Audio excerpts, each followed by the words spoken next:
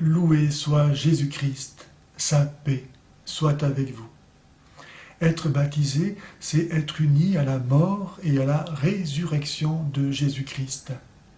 C'est passer avec lui de cette vie humaine dominée par le péché et vouée à la mort éternelle, à une vie nouvelle, celle des enfants de Dieu, donnée par Dieu fait homme pour que les hommes deviennent Dieu. Jésus-Christ, dans l'évangile de Luc, chapitre 9, verset 23, dit « Si quelqu'un veut être mon disciple, qu'il renonce à lui-même, qu'il prenne sa croix chaque jour et qu'il me suive. » Suivre le Christ est un chemin de croix, de mort à soi-même. Saint Paul, 1 Corinthiens 15, 31, disait « Chaque jour je meurs ». Cette suite du Christ, qui est donc une mort à soi-même, chaque jour prendre sa croix, se distingue en plusieurs étapes, traditionnellement identifiées avec celle des commençants, des progressants et des parfaits, laquelle nous donne d'achever sur terre notre purgatoire, ou encore avec la voie purgative par laquelle nous purifions de tout ce qui est en nous lien avec le péché, de tout ce qui nous porte au péché. Ensuite, la voie illuminative par laquelle nous nous connaissons nous-mêmes et connaissons Dieu. Et la voie unitive par laquelle, enfin, nous sommes unis à Dieu et transformés en lui. Il est question donc de mourir, de passer par des nuits pour l'âme, la nuit des sens et la nuit de l'esprit. Dans un premier temps, l'âme doit donc renoncer à s'investir dans ses sens pour y trouver sa joie et sa vie. Elle doit renoncer à l'amour des créatures, car elle est partie à la recherche de la vie même de Dieu, et Dieu n'est pas une créature. Et beaucoup d'âmes n'arrivent pas à passer ce stade parce qu'elles n'arrivent pas à renoncer à leur amour des créatures. Pour trouver le Créateur, il faut renoncer aux créatures. Jésus dit dans l'évangile de Luc, au chapitre 13, verset 24, « Luttez pour entrer par la porte petite et étroite, car beaucoup chercheront à rentrer et peu y réussiront. » S'il y a peu de contemplatifs, c'est parce qu'il y a peu d'âmes qui arrivent à renoncer à l'amour des créatures, à la recherche de satisfaction sensible. Alors elles vont chercher des distractions et elles arrivent même à abandonner la piété et leur propre salut.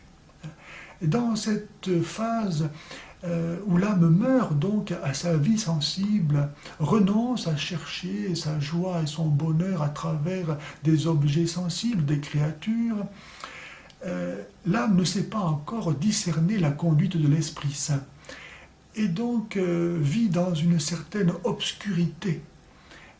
Elle ne se reconnaît plus elle-même, c'est un temps d'indécision, d'angoisse, et le démon en profite pour tendre ses pièges et détourner l'âme de Dieu. L'âme doit se rappeler qu'elle ne cherche que Dieu, qu'elle ne doit s'appuyer que sur Dieu. Au point que Jésus dit dans l'évangile de Matthieu, chapitre 5, verset 29, « Si ta main t'entraîne au péché, coupe-la.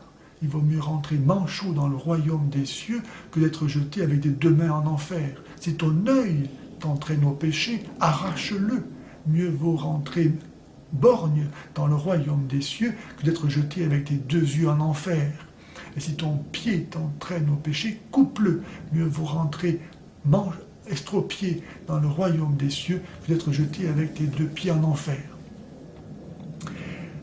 Peu d'âmes donc arrivent à se détacher entièrement de l'amour des créatures, non pas parce que les créatures sont mauvaises, mais il faut se détacher de son propre amour pour les créatures, afin de pouvoir les aimer un jour comme Dieu les aime, les aimer en Dieu et parce que Dieu les aime. Et c'est alors et alors seulement que nous les aimerons bien, que nous les aimerons en vérité.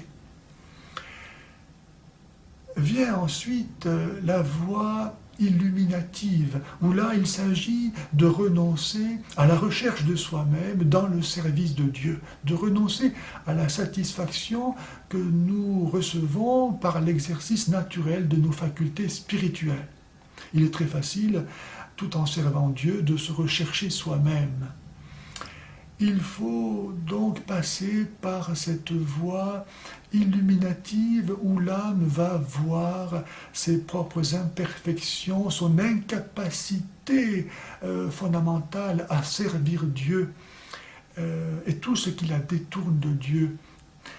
C'est une phase d'angoisse parce que l'âme voit son néant. Et c'est une vraie agonie.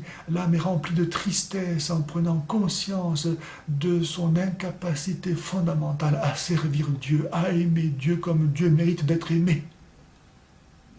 Au début de la vie de foi, l'âme est aidée par la raison dans la recherche des motifs de croire. Et ensuite, la raison s'exerce sur le donné de la foi.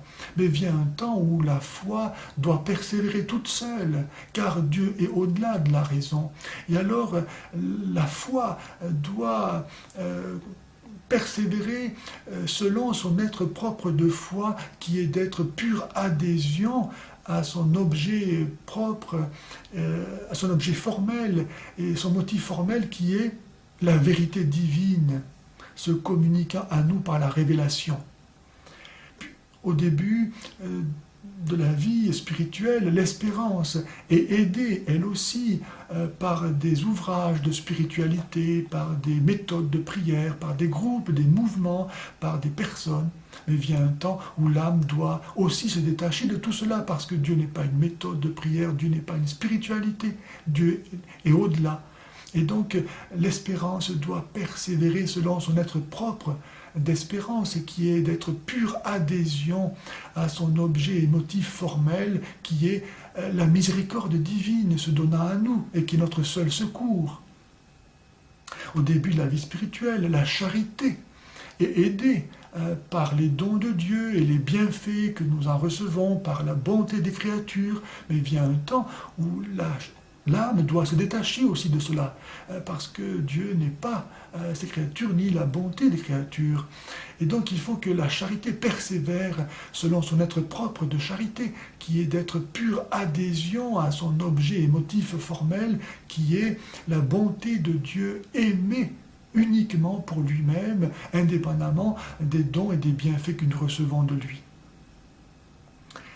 C'est ainsi, en passant à travers toutes ces nuits, ces obscurités, ces morts, d'abord aux créatures, ensuite à soi-même, de façon de plus en plus précise et spirituelle, que l'âme va tout perdre de ce qui est créé pour renaître dans la vie même de Dieu.